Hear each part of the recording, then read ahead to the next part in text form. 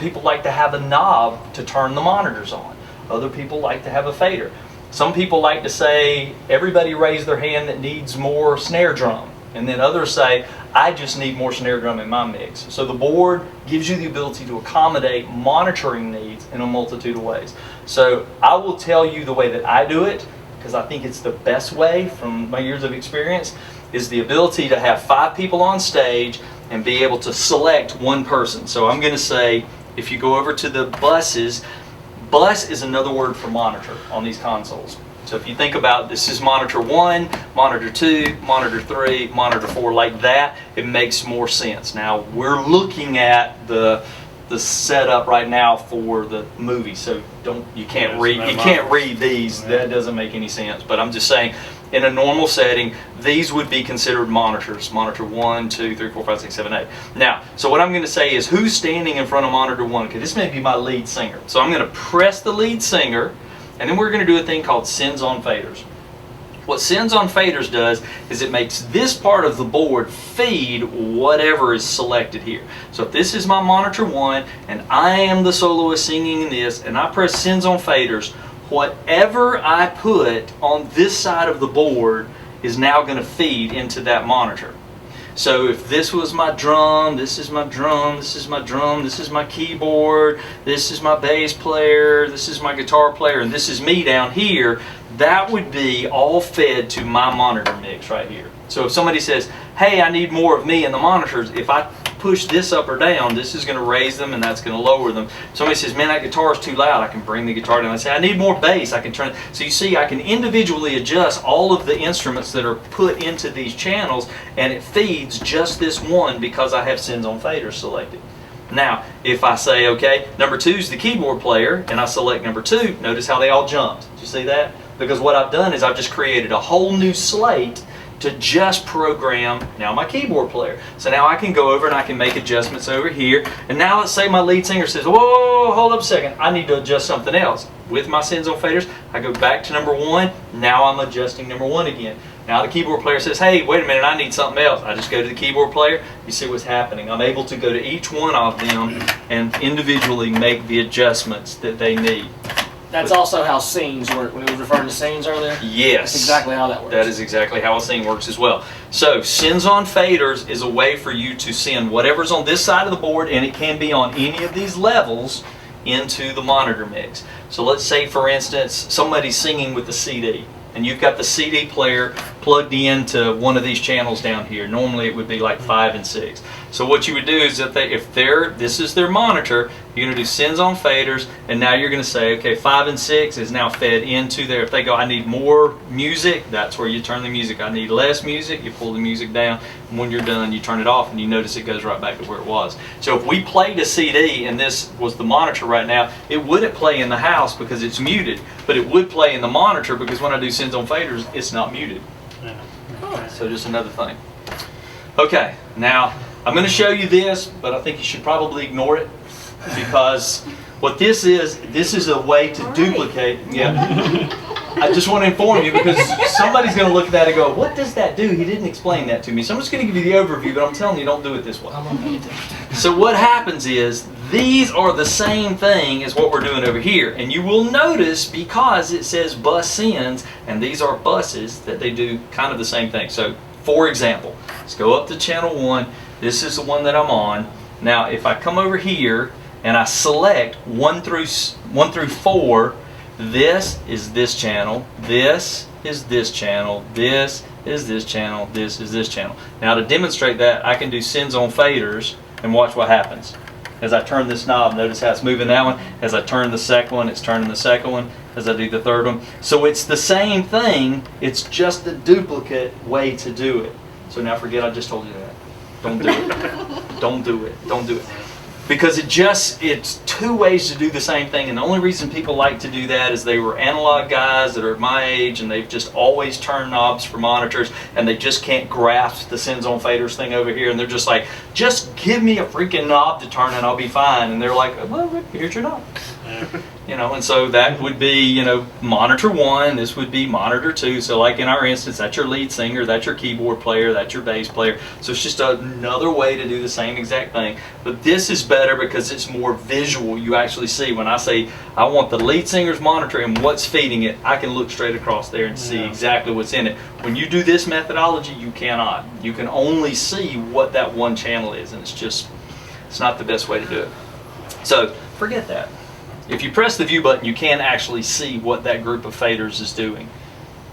Get it over to the home.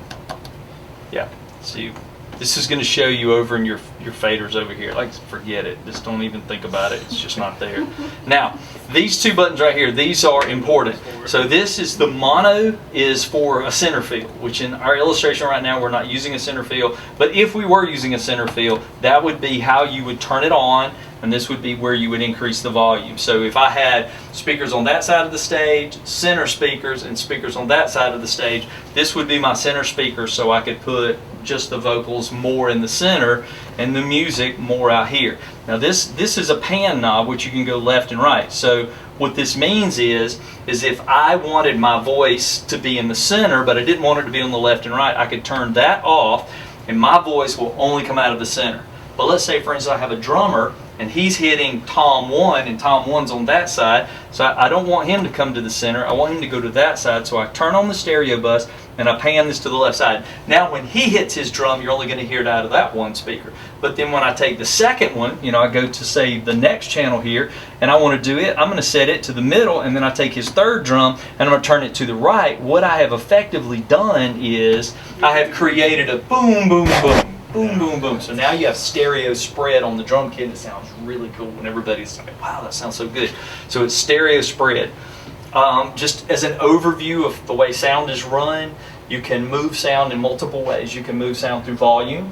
Something's just louder than something else and you notice it. Something can be equalized differently, so that sounds brighter, that sounds more boomy or bassy. Instruments sound that way. It's another way to do it. The other thing is with panning. I can move an instrument to the left, to the middle, or to the right, so I perceive it differently. And the last is with effects. Effects move things towards you and away from you. So when you turn the reverb on, they now sound like they're in a cave 100 miles away. Okay, so effects move things forwards and backwards. Now, why is that important? Because when you're creating a mix of instruments on stage, you don't want everything occupying the same sonic space. Like everything sounds like it's right in front of you and it's blaring. So what I'll do is I'll say, okay, if I have 3 vocals on the stage, I'm going to pan one of the vocals to this side, one towards the middle, and one to that side. Now my vocals are spread out, so now I hear them better. I'm going to use my compression and my gating so everything's balanced out. Then I'm going to say, okay, but I don't want the vocals to be right in my face. I want the music to feel like right in my face, but I want the vocals to be back a little bit. So I add some reverb. So what it does is it takes my 3 singers and it just kind of makes them sound like they slide back on the stage. Well, my bass player is standing to this side of the stage, but I want him and the kick drum to be in the center, so I set them to the center and to the sub. Now it sounds like the music's hitting me right here in the chest because I just aligned my bass drum and my bass guitar. But I have 2 guitar players. I'm going to pan one to the left and pan one to the right. So now I have stereo imaging because I have the guitars coming out over here. Maybe I have an acoustic player. I want him in the middle. My keyboard, I want to pan hard left and right. So the keyboard sound. So you see what I'm doing? I'm creating space on the stage for every instrument, and I'm doing it based on their physical location on the stage. And if things start to sound too in your face, I use reverb to back them up or delay to make them feel spread out. So let's give some examples of this. So I'm on this channel. Let's pull it over, you can hear it. I'm going to do this channel, sends on faders. Now, this is an interesting thing, and I don't know if y'all caught it or not. If you remember last time the way I did this, I pressed the buses and I pressed this, and then I pressed sends on faders, and then all this happened. So why this time did I press this and then sends on faders? Because now what's happening is everything over here is not being sent to here, everything here is now being sent to there. So where your origin is, where your green light is lit, determines which direction you're sending on the board. So with me pressing the button here, what is going here is now being fed to here. So what I want to do is I want to add reverb to my voice. So I select my voice. I come to where the reverb channels are, which on this board is 9 through 16. Well, it would be if they were ever actually lit. I'm going to turn it on just for grins and giggles so you guys can see it. Okay, so you can now see that's actually effects number 1. So I've this selected, sends on faders. I'm now going to pull this up. I got to turn it on over here because these are all muted. Check 1 2 1 2 1 2 1 2 1 2. Hey, everything's turned off.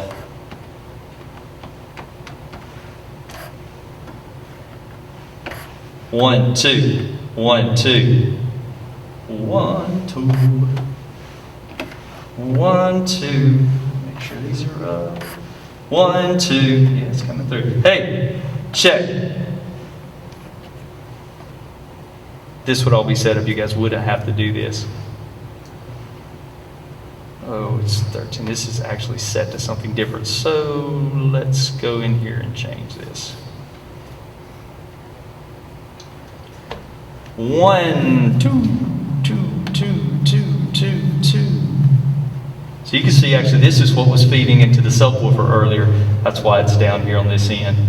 I don't want to repatch the board, so let's not do this because this would actually have to make me do quite a few things to change to put that back. But anyway, to explain what I'm attempting to do, as I select this, I do sends on faders. If I came over to this and this were actually patched all the way through to reverb, you would be hearing a cavernous reverb right this moment because that's what would be patched on here. But because of the way we set the board up for the theater thing, it's actually an EQ that's feeding back to the subs. But that would be how you would do it. And then when you turn that off, you're now back to just controlling there. So again, the effects move things forwards and backwards. Pan moves things side to side. That is left. Let me make sure I put all these back where they belong. Yeah. Okay, so they're all back. Pan moves things left and right. Effects move things forwards and backwards. EQ makes things brighter or more dull or bassier. And then the volume makes one thing stand out louder than another. Okay, so that covers all of this. Now let's go up to the USB recorder.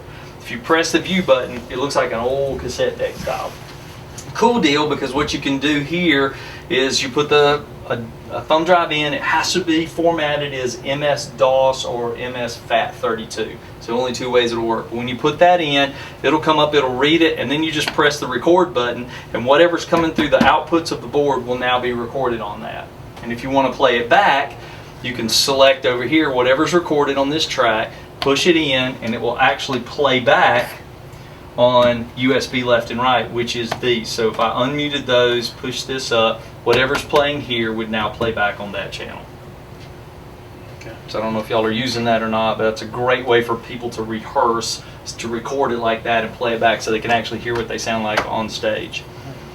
All right, now setting the levels. This is kind of important. So when you've pressed the view button, let's say for instance the levels coming on the board over here, check, check, check, are sort of loud but not super loud, and you need it to be louder, what you would do is tab over to configuration, and right here you have the ability to turn this up, and so you see how it's bringing the level up, and if I push the button in, it goes to the right side, and I could actually turn it up as well. Now I'm panned hard left or hard right here. So that's the reason it's only coming up on one channel, but if I brought it up into the middle, you see now I have it on both sides, but I'm actually panned here because this is the left side. So let me put these back where they belong.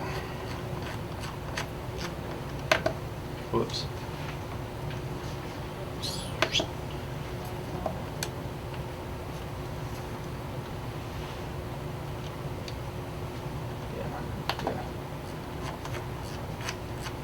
Okay, let me get that one back.